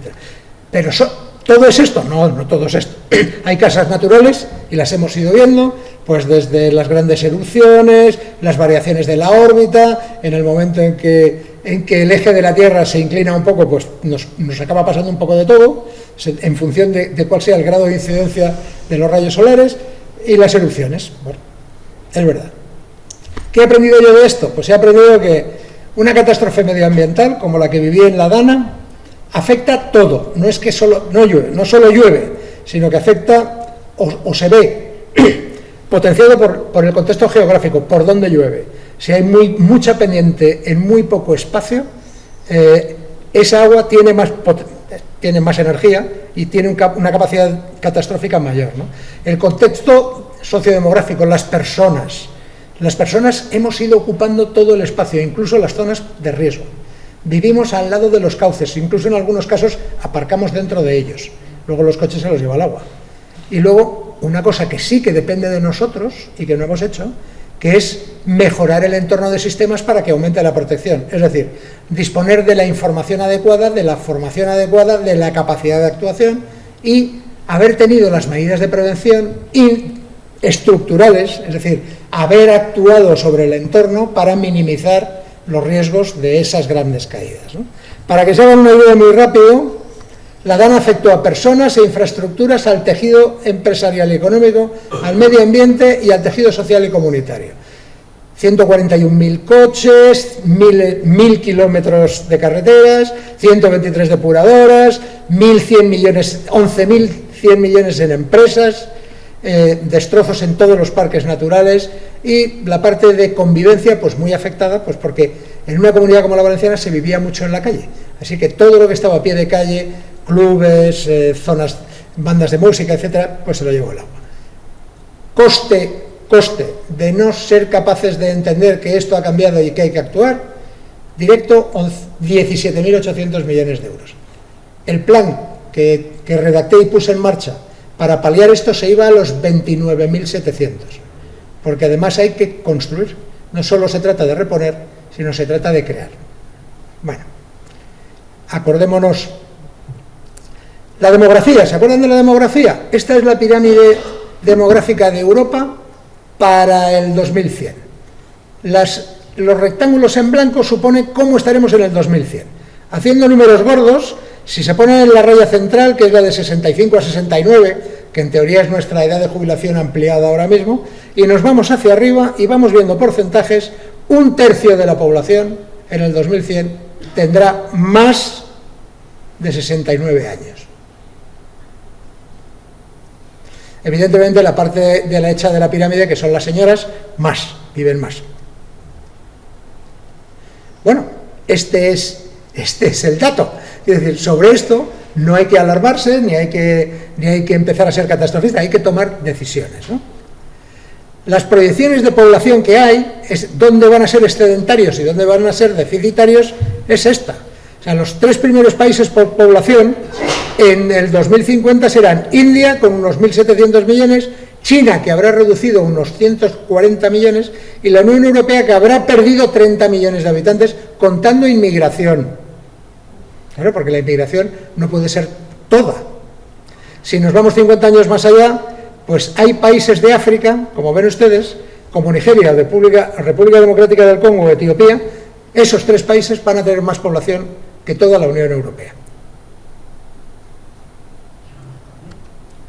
Más gráficamente, de cada 1.000 niños en el 2022, el 5% nacía en Europa, el 51% nacía en Asia, el 33%, 1/3 en África y un 10% en América, contando Estados Unidos, o sea, norte y sur. Y si lo quieren ver todavía más gráfico, en la zona amarilla vive la misma gente que fuera de la zona amarilla. Así que ya se pueden ustedes imaginar hacia dónde gravita la economía, la energía, el talento, la innovación, el comercio, porque esas son las realidades. Y estos países no tienen el poder adquisitivo de ese hemisferio occidental, pero va creciendo, a su ritmo, pero va creciendo. ¿Y Europa? Bueno, pues Europa, que es lo que nos importa a nosotros, ha sido un caso de éxito. Desde que empezó ese proceso de Unión Europea, que todos lo tenemos asociado a la Comunidad Europea del Carbón y el Acero, ¿verdad? Todos, 1951. Pero ¿saben ustedes cuál es el origen de la CECA? Que eso no lo saben o no lo hemos querido saber. El Plan Marshall. Fue Estados Unidos el precursor de la Comunidad Europea del Carbón y el Acero, porque a través del Plan Marshall financió directamente a los países a través de fondos fiduciarios que administraban ellos y que tenían la obligación de cooperar. Así que en aquella época, entre el aislacionismo y el intervencionismo, existió el punto medio, que fue el presidente Truman primero y Eisenhower después, y una figura muy concreta que fue el general Marshall, que desarrolló un plan que reflotó Europa, literalmente, aunque algunos nos quedamos fuera en aquel momento. Esta línea es una línea en la que aumentan de forma continuada los modelos de convivencia, es decir, tenemos libertad de circulación de bienes, servicios, capitales y personas. Tenemos un acta única europea donde se especifican los derechos de los europeos. Tenemos una constitución. Tenemos muchas cosas. Tenemos ya una estructura de superestado. Tenemos una comisión que equivaldría al gobierno. Tenemos un parlamento que equivaldría a la representación de la población. Tenemos tribunales de justicia. Tenemos un poder judicial, el Tribunal de Justicia de la Unión Europea. Y tenemos una especie de supergobierno por encima de ese gobierno que sería el Consejo Europeo. ¿Pero qué es lo único que no tenemos? Unidad de acción. Somos estados-nación más o menos del mismo calibre que los que salieron del Tratado de Westfalia de 1648. Tenemos intereses nacionales, tenemos proyecciones nacionales, de tal manera que no somos capaces de un esfuerzo unificado, ni en economía, ni en proyección de poder político, ni en defensa y seguridad. Este es nuestro cáncer, ¿no? A esto hay que unir la defección del Reino Unido en su momento, defección de la que se siguen arrepintiendo, dicho sea de paso, pero como la pérfida Albión nunca nos ha querido bien, pues sigue en su línea. De todas maneras, ahora está intentando de alguna forma subrepticia, como hacen siempre ellos, pero muy eficaz, que son buenos diplomáticos, volver, ¿no? Entrar en un terreno de una especie de conformación de una Unión Europea a la medida en la que cupiera Suiza, Noruega, que no pertenece, Reino Unido, etc. Y Austria. Austria sí, en la OTAN no. Así que, ¿qué nos ha pasado? Porque como a San Pablo camino de Damasco nos hemos caído del caballo y nos hemos dado un tozolón, que dice en Aragón, nos hemos dado de cabeza en el suelo. Así que es el fin de la inocencia. Eso de todo va bien, vamos creciendo, hemos sido capaces de superar las crisis, las distintas crisis, la última, la de la COVID, etc. Bueno, la de Ucrania todavía no, y ahora de repente nos dicen, os vais a quedar solos. Así que hemos pasado del crecimiento a la seguridad. Ahora, ¿por qué? Pues porque sin seguridad es imposible que haya una capacidad de crecimiento. No hay nada más cobarde en este mundo que el dinero. Y además es agnóstico, no cree en Dios, no se alinea con buenas ideas, se alinea con beneficios. O bien con unas políticas de Estado que sean muy firmes y sean capaces de arrojarlo. Solo no. Hay un rearme, nos estamos rearmando, es verdad, nos estamos gastando en armas lo que no está escrito. Fundamentalmente porque el actual presidente de Estados Unidos ha presionado muchísimo en ese sentido. Un 3,5% del PIB, más un 1,5% en gasto dual, infraestructuras, etcétera. Hasta un 5% del PIB en defensa, que es una barbaridad. Pensando en que el posible repliegue de Estados Unidos nos va a dejar desprotegidos, ¿no? Eso va a pasar. Va a pasar, no en la medida catastrofista que creemos, pero sí que vamos a tener carencias. ¿Cuál es el problema de gastar mucho dinero? Pues que no se trata de disponer de mucha capacidad militar, se trata de disponer de la capacidad para emplearla, es decir, ¿quién lo va a emplear? En una encuesta del Instituto Gallup, solo el 32% del conjunto de los ciudadanos de la Unión Europea está dispuesto a empuñar las armas para defender a su país.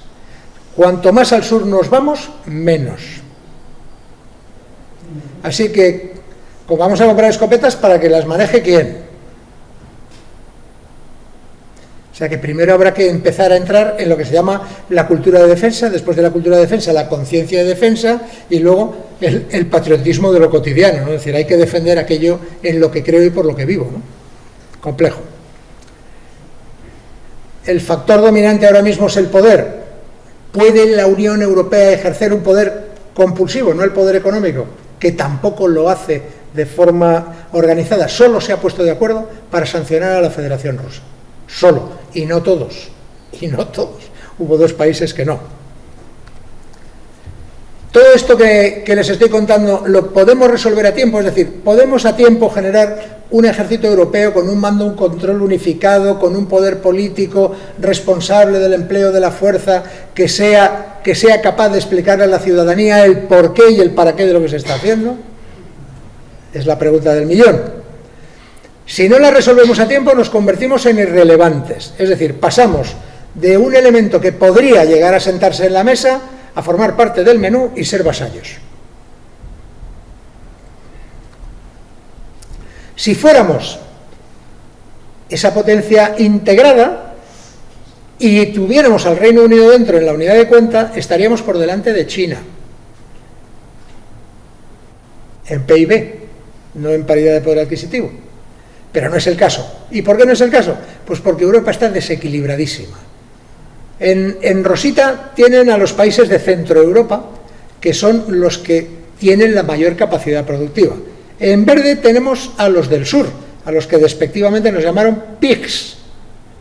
En ese color caqui tienen, quitando al Reino Unido, pero lo pueden poner igual, a los del norte. Y en esa parte más roja quitan a la Federación Rusa y tenemos a los países del este, las últimas incorporaciones a la Unión Europea. Con este desequilibrio, el altruismo necesario para poder integrar todo aquello que los informes Draghi y Letta dicen es muy difícil de conseguir. ¿Es rentable la Unión Europea? Es rentabilísima. Para quien ha sabido aprovecharlo, es rentabilísimo.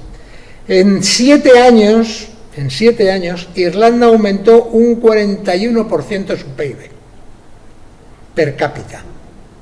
Dinero al bolsillo. ¿Por qué? Pues porque supo jugar muy bien las ventajas de la Unión Europea. La barrita negra somos nosotros, un poquito más. Y luego, si pensamos en las exportaciones, fíjense cómo sería Europa. Europa sería la parte calabaza.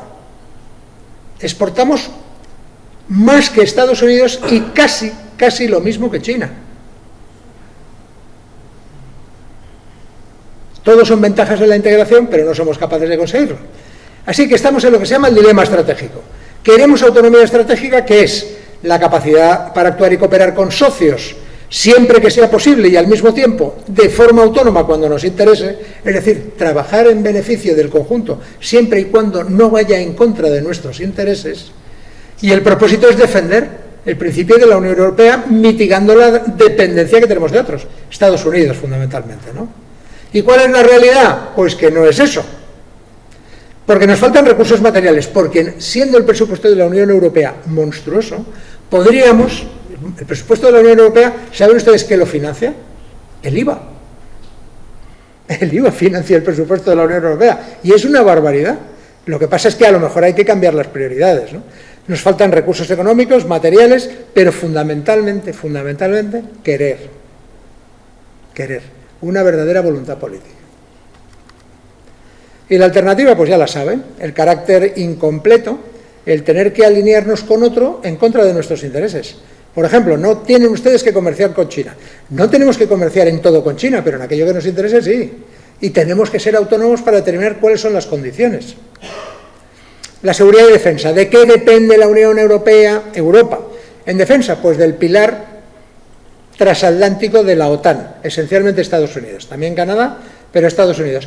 Y además de porque es una potencia, ¿por qué? Pues porque el paraguas nuclear sobre el que se sustenta la disuasión efectiva en Europa no es Francia y Gran Bretaña, es Estados Unidos. Además de eso, Estados Unidos tiene 80.000 soldados estacionados en Europa.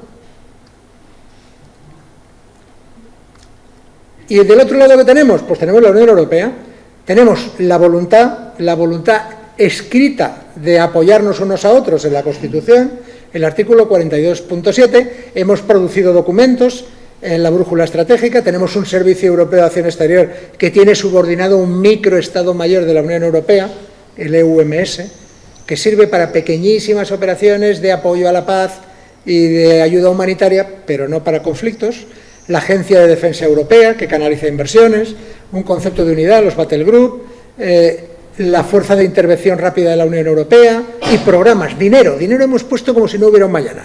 El REARM, el SAFE, el Agile, hablamos de 3,4 billones de euros entre el 2025 y el 2035, en 10 años. ¿Cuál es nuestra realidad desde el punto de vista económico? Pues que a este paso vamos a una situación muy compleja. Somos muy buenos regulando, pero no somos igual de buenos produciendo las condiciones para ventajas competitivas en las áreas importantes. En industria nos estamos quedando atrás, somos muy competitivos, pero a la hora de producir somos más caros. ¿Y somos más caros por qué? Pues porque nos cuesta la energía, para empezar, mucho más que a los demás. Además, cobramos una tasa que no es que esté mal puesta, es que a lo mejor no es lo progresiva que debiera, por las emisiones de carbono, los derechos de emisión. Y además estamos sufriendo la competencia desleal de otros países.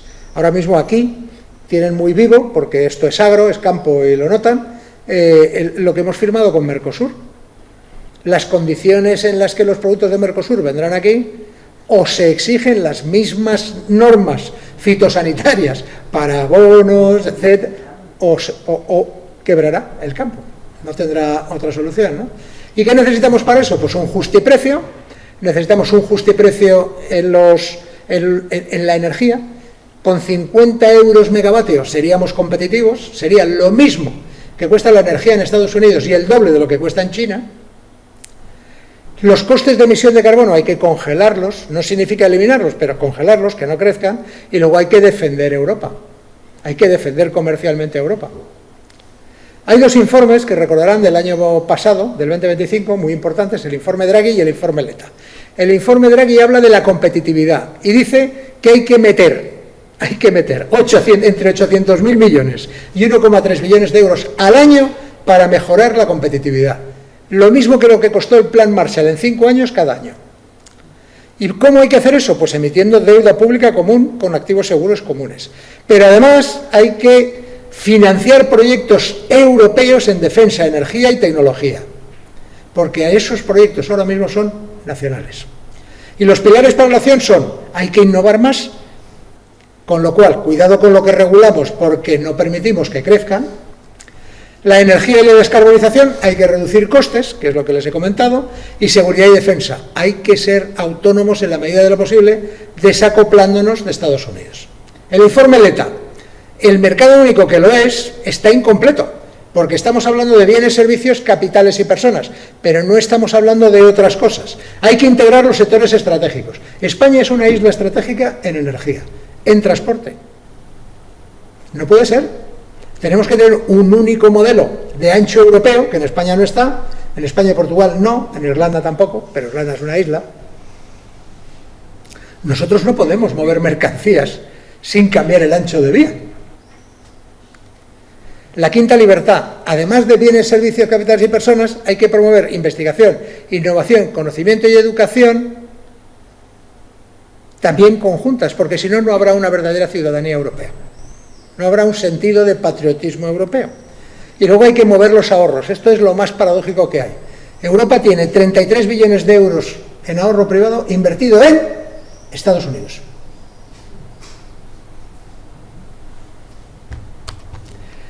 Así que la elección es entre poder y parálisis. O tenemos una estrategia común y una política exterior común y coherente, dejamos de tener soberanía nacional y adquirimos soberanía plurinacional, obviando, porque hay que obviarlo, el principio de unanimidad. No podemos poner de acuerdo a 27, sobre todo cuando entre esos 27 hay países del tamaño de Malta o Chipre y Alemania, porque no se puede. Hay que ir a lo que se llama el poder inteligente, combinar eso que atrae de Europa, y atrae muchísimo, que es nuestro sistema de valores y principios. A eso hay que complementarlo con el poder duro, con la capacidad para imponer nuestros intereses cuando se vulneran, ¿no?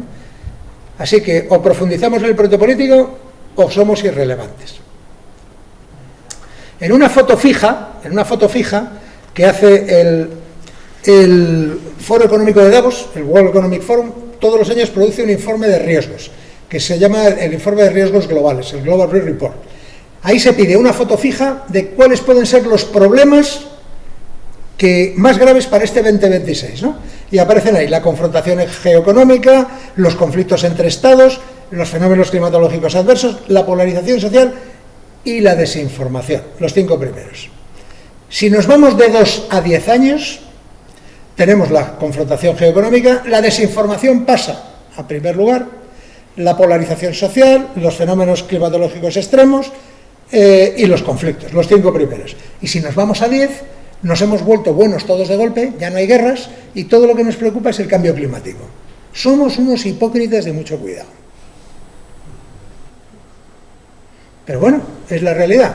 ¿Y qué hace falta? ¿Qué hace falta? ¿Cómo podemos pensar organizadamente? Pues la única forma que se me ocurre a mí es, como decía Jaime Balmes, con criterio. pensando bien. O conocemos la verdad o dirigimos el entendimiento por el camino que conduce a la verdad.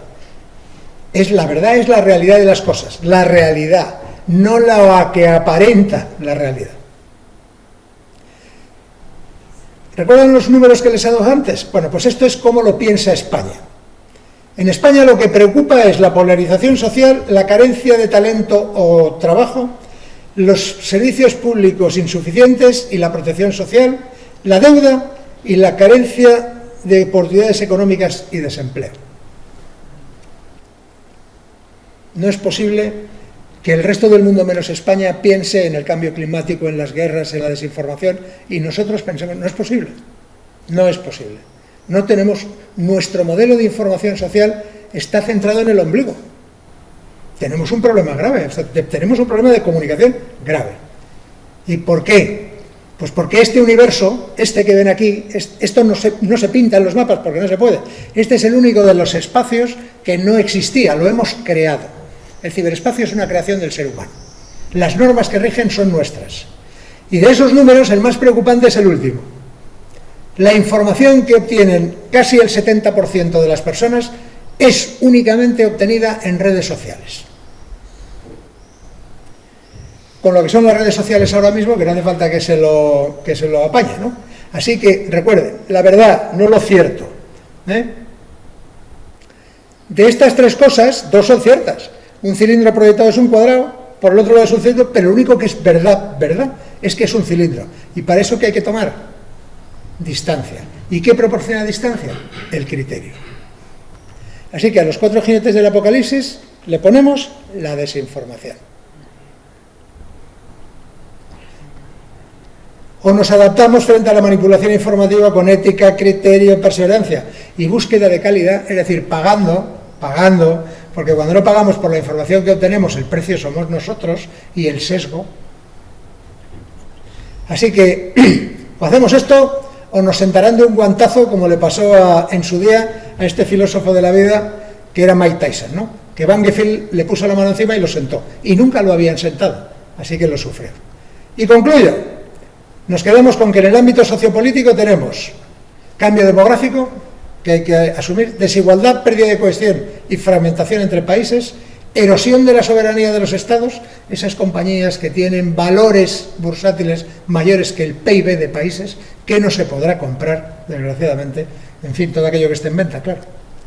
En la seguridad y la defensa hay amenazas muy graves del crimen organizado y los extremismos, hay narcoestados, hay estados fallidos, al sur de España, hay una carrera de armamentos que incluye el armamento nuclear, hay un enfrentamiento a lo largo de todo el espectro, esa zona gris que les decía, los ciberataques, etcétera, más todo lo que es meter hierro sobre el territorio, y en el ámbito socioeconómico hay una demanda creciente y competencia armada incluso por recursos, los costes agregados del cambio climático, que hay que incluirlos en todas y cada una de las acciones que diariamente estamos desarrollando, el impacto de la automatización y la diversificación, o planificamos qué significa la incorporación de la inteligencia artificial a todas las labores productivas, o vamos a tener una revolución social.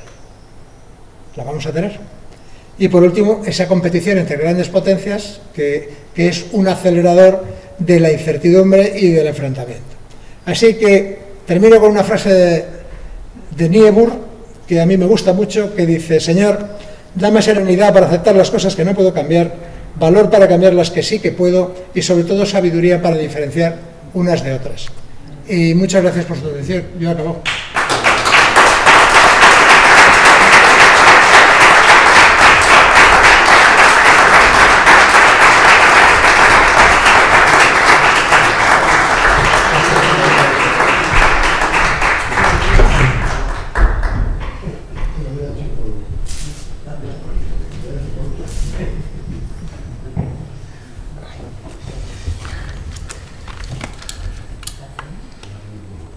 Bueno, pues creo que cuando Diego presentó a nuestro conferenciante, la capacidad de análisis que posee ha quedado perfectamente testimonial.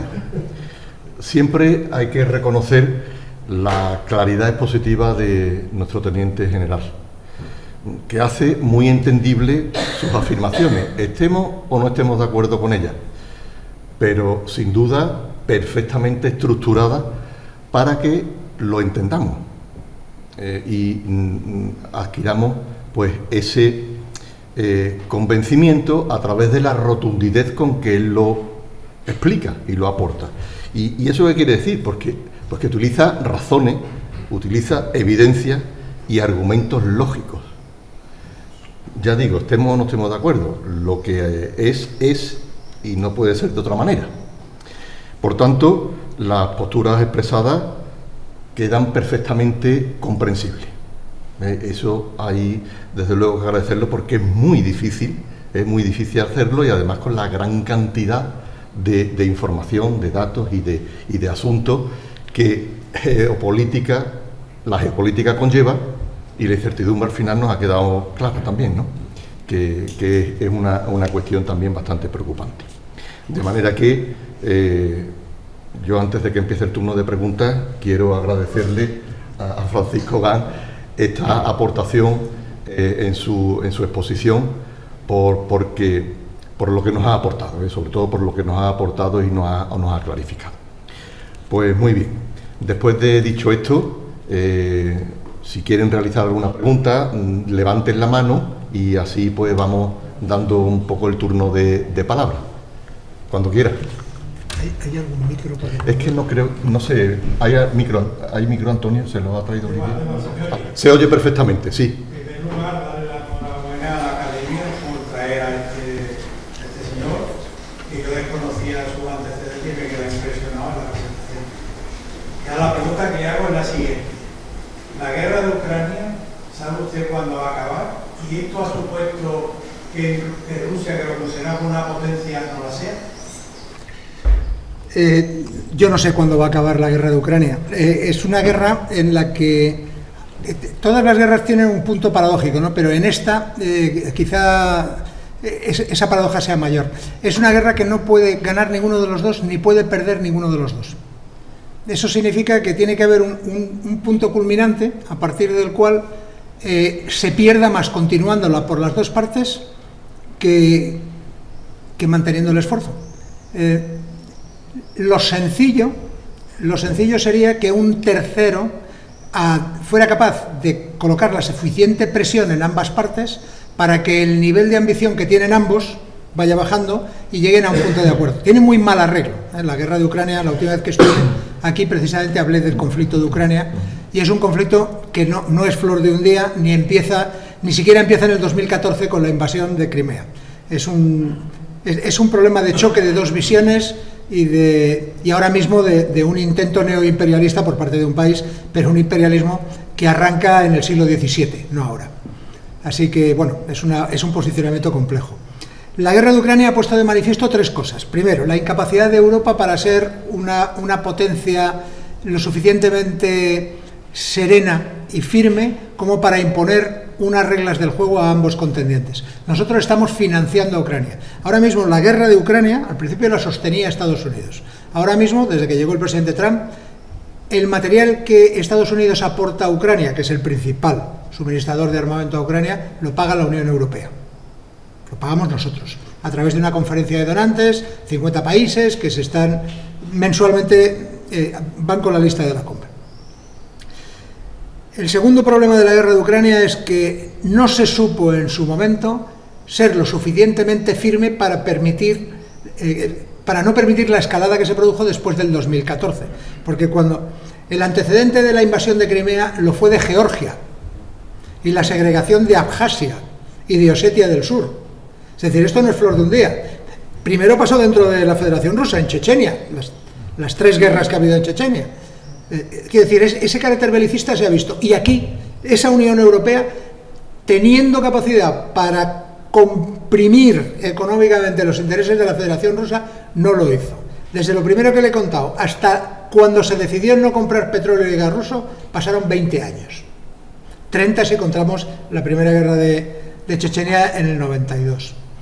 Y el tercero de los elementos es que ¿qué queremos que pase? O sea, ¿qué vamos a hacer que pase? ¿Alguien cree que un soldado de un país europeo va a morir en Ucrania defendiendo a los ucranianos? Si lo cree, está equivocado.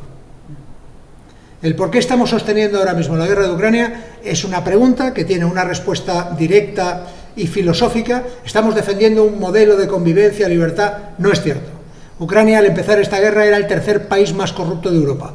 El primero era Rusia, el segundo era Bielorrusia y el tercero era Ucrania. Cuando el Euromaidán, cuando la plaza de Maidán fue un golpe de Estado, auspiciado por Estados Unidos. O sea que, cuidado con los maximalismos que se disparan, ¿no? ¿Qué queremos? ¿Qué quiero yo? Yo quiero que acabe el conflicto cuanto antes, porque quien lo padece es la ciudadanía.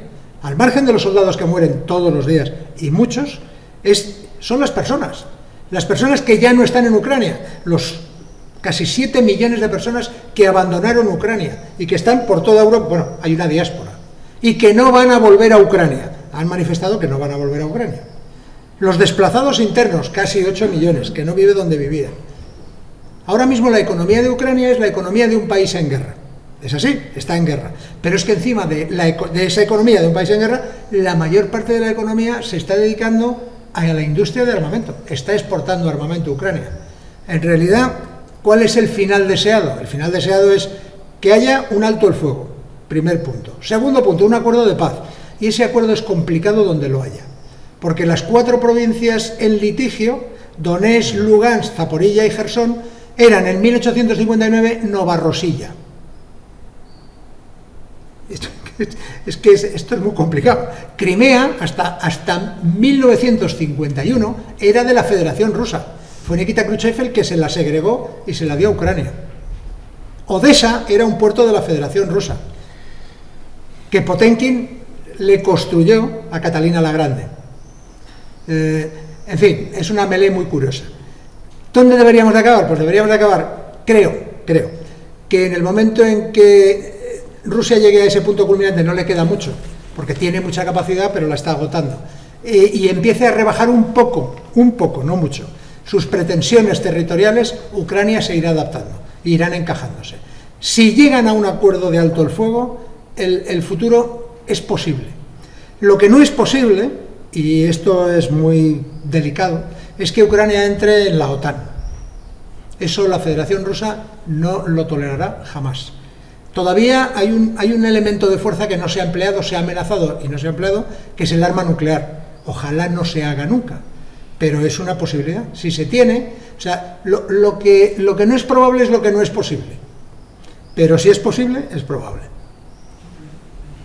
Miguel, yo quería preguntarte, nadie habla de la guerra biológica. ¿Existe? ¿Se ha utilizado alguna vez? ¿Hay peligro con que se...? Hay, de la guerra convencional, lo que se llama guerra convencional, tiene distintas posibilidades de desarrollo, ¿no? Se llama nuclear, bacteriológica, radiológica y química. La guerra bacteriológica es emplear vectores bacteriológicos normalmente alterados, para utilizarlos como arma, ¿no? Es muy complicado, y si hay aquí, bueno, biólogos, químicos, cualquiera lo entenderá. El problema de un virus no es prepararlo y hacerlo letal. El problema es ser capaz de disponer de un antídoto que te sirva en todas las circunstancias. Es decir, si el virus muta, que te proteja también, lo cual ya no está tan claro, porque esas cosas no se controlan. El símil en la antigüedad era la caja de Pandora. O sea, cuando tú la abrías, todos los males del mundo salían. Y no había forma de cerrarla, ¿no? Sí existe posibilidad, porque sí existen, esto es así, sí existen en algunos países, en la Federación Rusa sí, y en Estados Unidos también, y en algún otro seguro, existen laboratorios que han estado trabajando con elementos biológicos para, en su caso, ser utilizados no necesariamente contra las personas, es que se puede anular la capacidad de resistencia de un país cargándose uno sus cosechas, por ejemplo. Cosechas. Las cosechas, sí. Alfonso. Vamos, ha quedado clarísimo todo el conflicto mundial que hay y demás y eso. Pero dentro de ese conflicto hay Europa, se ve como una posibilidad, es decir, se ve que puede si pudiese. Estamos de acuerdo, una historia, unos movimientos, que es potencialmente posible de que Europa pudiera mejorar. ¿Qué es lo que entiendo? Entiendo de que los dirigentes que existen en Europa lo ven. Pero yo no sé si lo ven. Porque está clarísimo por lo que está poniendo de que si se pusieran de acuerdo estos dirigentes en alguna cosa, esta Europa sería, como has dicho, pues, que podía funcionar, incluso si se une después con Canadá y demás, incluso como por encima hasta de China. Bueno, eso lo saben los dirigentes. Claro, yo creo que... Bueno, ¿y qué piensan? ¿O se piensa hacer algo? ¿O hay algún invento de querer arreglar algo? ¿O van a no hacer nada? Es decir, porque claro, nosotros lo que estamos, nosotros sí que no podemos hacer ninguna cosa. No siente que nos vamos a casa un poco batureados, pero con una impotencia de decir, oye, existen unos dirigentes de que sí, pues no son todos y están, algo se debería de hacer. Mire, yo le digo lo que creo. El problema de Europa es que ahora mismo no tiene estadistas, solo tiene gobernantes. Para que la CECA se firmara, 6 años antes, Francia había estado invadida por Alemania, habían masacrado a media Europa y 2 personas, que en aquel momento fueron Robert Schuman y Konrad Adenauer, se dieron la mano y se pusieron de acuerdo. Eso eran estadistas, porque en vez de pensar en las elecciones, pensaban en las generaciones. Lo que tenemos ahora mismo no es capaz de trascender los límites del Estado-Nación porque están esperando las próximas elecciones en clave nacional. Y entonces no tienen capacidad, o no quieren o no se atreven a mirar al otro lado de la colina y decir, no podemos continuar con el modelo de Estado-Nación porque es reduccionista para la escala. Aquí el tamaño y la capacidad importa y mucho. Y si no somos capaces de unificar el esfuerzo de que todos esos países, en la medida de sus posibilidades, tengan el impulso necesario para poder llegar a una meta común, que no la tienen, porque cada uno lo ve egoístamente, pero si no hemos sido capaces de producir ni un carro de combate en común entre los 27 países, ni un avión. Hemos fracasado en cosas simples, armas ligeras, estoy hablando de un sistema complicado, un arma ligera para todos los ejércitos, no. Ni siquiera los sistemas de mando y control. No. ¿Por qué? Pues porque dependen de industrias nacionales, que están dando medios de vida a trabajadores nacionales, que votan en clave nacional a políticos nacionales.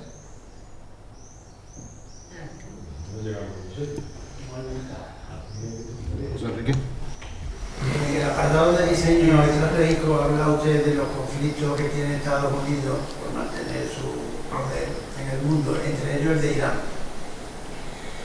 Es un conflicto, por tanto, unilateral de Estados Unidos como nación, no de la OTAN. Entonces, yo lo que le quería preguntar era ¿qué opina usted sobre la postura que tiene el presidente Trump de criticar a España porque no le haya permitido el uso de las bases de Rota y de Morón, cuando no está la OTAN en ese conflicto, ¿no?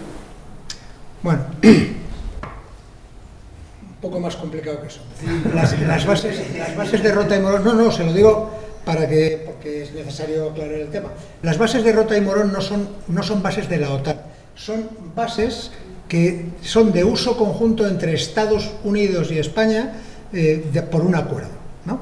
Pero España, como país soberano, se reserva el derecho de autorizar o no su uso para conflictos que sean unilaterales de Estados Unidos. Exactamente lo mismo que ha hecho Italia y, de alguna forma, el Reino Unido. La postura del presidente Trump es una postura injustificable de alguien más parecido a un tratante de ganado que a un gobernante, ¿no?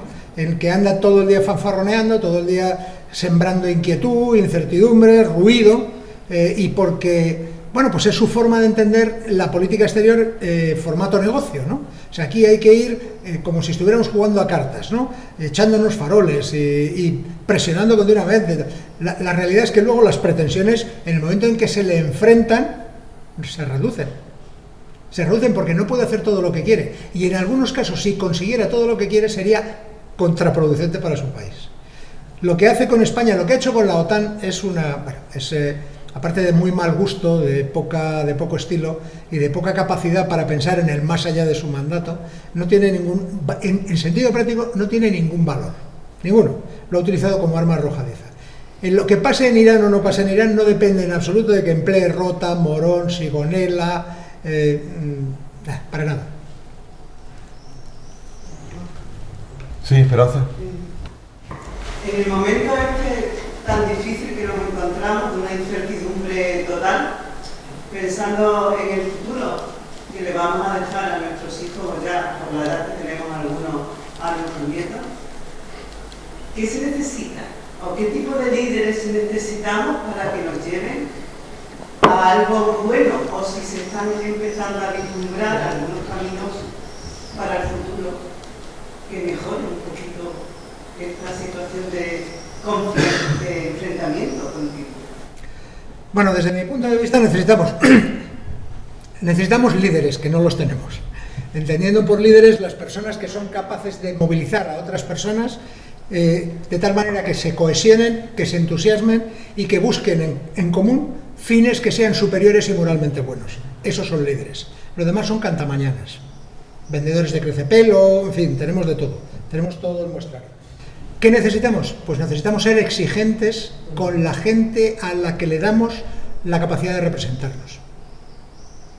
Tenemos que exigir que nuestros representantes tengan criterio, que sean sólidos, que sean humanistas, que se rijan por principios, que sean capaces de mirar más allá de las constricciones ordinarias. Esto no es beatífico, esto significa que hay que explicar en los colegios que el servicio público es un honor y un deber.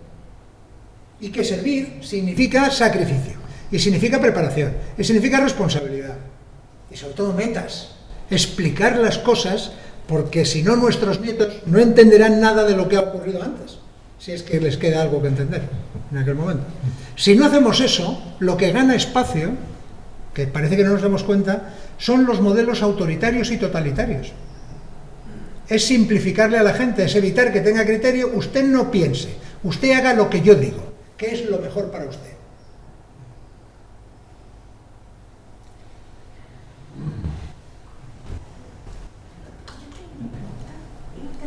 Mi mujer tiene una pregunta. ¡Peligro! No, es que no la había visto esta, la verdad. Hacía días que no la escuchaba y no la había visto actualizada. ¿Podrías, por favor, poner la de todos los mapas mienten? Sí. Me ha llamado la atención dos cosas. La primera pregunta es, en general, ¿por qué se miente? O sea, ¿por qué queremos ¿cómo voy a enseñar salir de la Groenlandia presentación? tan grande, por ejemplo? ¿Cómo está, perdón? Sí, el de todos los mapas mienten, se ve cómo hemos aprendido nosotros en geografía, cómo son los países y cómo son de verdad. Sí. Las proyecciones. Esa. Vale. Entonces, la primera es esa, o sea, la primera, ¿por qué mentimos, no? Y luego me llama especialmente la atención Groenlandia, que es tremenda la mentira, porque la verdad es lo oscurito, ¿no? Lo oscurito es lo cierto, sí. Entonces, ¿qué relación tiene eso con esta temporada que hemos estado atrás leyendo en medios y escuchando que Estados Unidos quiere Groenlandia y pensábamos que era, o nos dicen que es, porque Groenlandia tenía tierras raras, pero al principio de la exposición se estaba hablando de las grandes corporaciones que más están generando dinero ahora, que son las tecnológicas, que necesitan energía y agua, y que están buscando lugares fríos para sus centros de datos. Y digo yo, ¿no será esto que Groenlandia es un sitio estupendo para eso? Y tanto, pero no solo. A ver, que un país aparezca tan pequeño depende del modelo de representación que se utilice. El mapa que conocemos nosotros, habitualmente el que estudiamos, tiene un modelo de representación geográfica que se llama UTM, Universal Transversa Mercator, que hace que sea muy fiel en las zonas próximas al Ecuador, en tamaños, y se vaya deformando según vamos al sur y al norte, porque se produce una deformación mecoica. Como nos referenciamos por paralelos y meridianos, según vamos convergiendo hacia los polos, se deforman, ¿no? Pero, si recuerdan, el mapa de China no estaba deformado, y este tampoco. Y en este se explica por qué otro motivo Groenlandia es importante para Estados Unidos. Si trazamos una línea recta entre la mitad de Siberia y Canadá, Estados Unidos, el punto intermedio es Groenlandia, donde estaban las instalaciones durante la Guerra Fría, una base que se llamaba Thule, de Estados Unidos, de alerta temprana, eran en Groenlandia, porque permitían ganar tiempo a la hora de detectar lanzamientos de lo que se llaman ICBMs, misiles balísticos intercontinentales, que era lo que se llama la opción de primera respuesta, ¿no? Esa una. Dos, Estados Unidos, el presidente Trump en campaña dijo que quería hacer América grande de nuevo.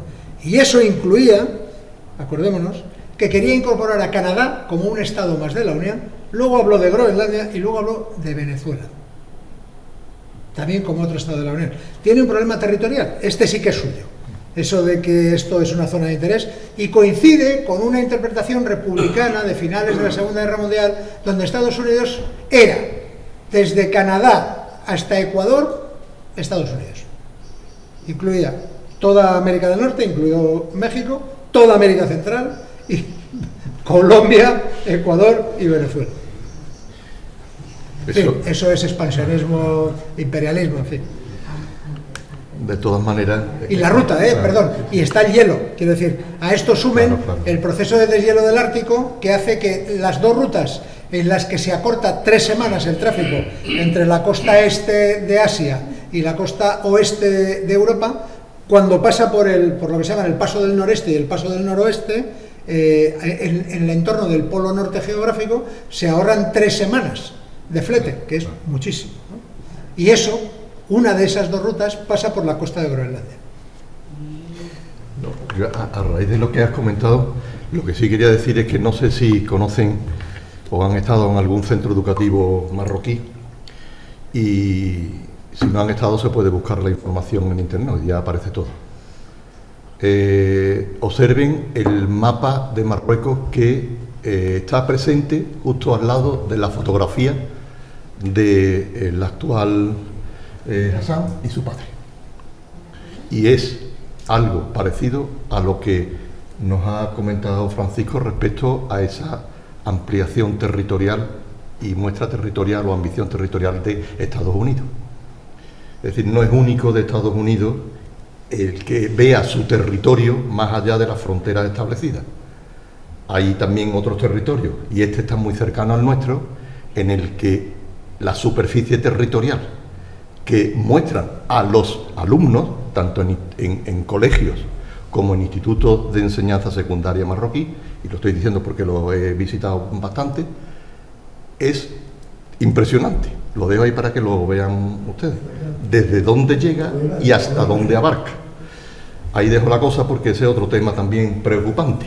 En una visita que hizo el presidente Sánchez a Marruecos, le fotografiaron con ese mapa detrás, para que lo entiendan.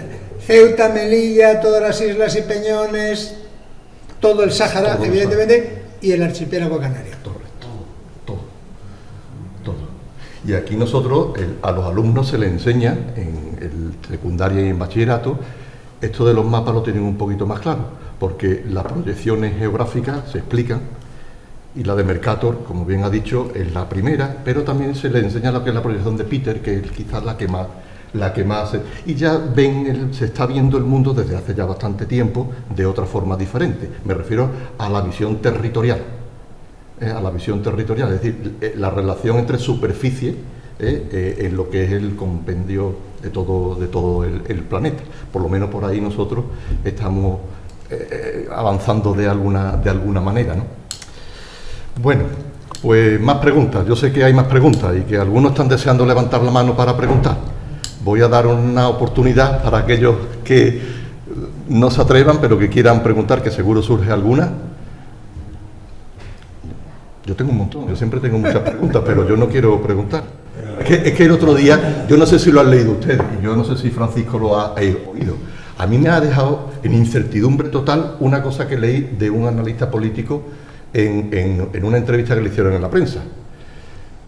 España va a perder por segunda vez Cuba. Sí. No sé, ¿la han leído? Claro. A mí eso me dejó, digo, por segunda vez Cuba. Francisco, quiero que te pronuncies al respecto. Sí, bueno, sí, a ver, cuando España perdió Cuba, saben que fue en el marco de ese proceso de descomposición que tuvo España a finales del siglo XIX, ¿no? Cuando perdimos pues todas nuestras colonias a manos de Estados Unidos, dicho sea de paso. O sea, que las perdimos porque nos las arrebató. Tanto Cuba como Filipinas, fundamentalmente, ¿no? Tuvimos sí. La Salomón, en fin, tenemos las Carolinas, que se llaman así por Carlos, por Carlos III. Lo dice porque se va a salir, si el modelo de colonización es el que Estados Unidos suele aplicar en su entorno, pensemos en Puerto Rico, pensemos en Costa Rica, va a americanizar Cuba. En el sentido de que la cultura española desaparecerá, como desapareció el de Filipinas. Los Filipinas tenían el español como idioma, ahora no. El oficial es el tagalo, pero hablan todos inglés. Bueno, pues desaparecerá. Desaparecerán las raíces hispanas, ya lo hizo de hecho sistemáticamente el Partido Comunista Cubano, ¿no? Las raíces hispanas las fue diluyendo en la medida de lo posible, llegará a Estados Unidos y lo laminará. Y por segunda vez desapareceremos, ¿no? Bueno, respuesta precisa y clara, como siempre. ¿Alguna cosita más? Bueno, pues si ya no hay ninguna pregunta más, reitero el agradecimiento de esta Real Academia, su Real Academia, también a la presencia y la conferencia que nos ha ofrecido esta tarde-noche el Teniente General Gant, y darles las gracias también a todos ustedes por la presencia en este acto. ¿De acuerdo? Entonces, pues, buenas noches y se cierra la sesión.